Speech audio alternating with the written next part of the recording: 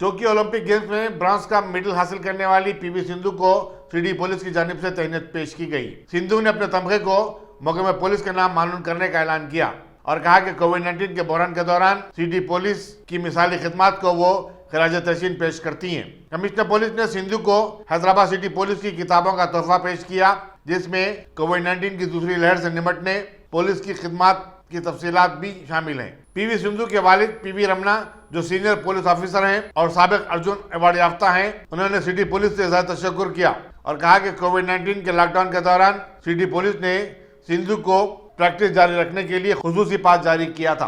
PV Sindhu को उनके घर से दफ्तर पुलिस कमिश्नर बशीरबाग तक घोड़सवार पुलिस के दस्तों के साथ लाया गया था। एडिशनल कमिश्नर पुलिस शिखा गोयल ने गुलदस्ता पेश किया। Additional commissioner police traffic Anil Kumar के अलावा एसीपी रैंक और उसके ऊपर के तमाम सिटी पुलिस अफसर इस तकरीब में शरीक थे।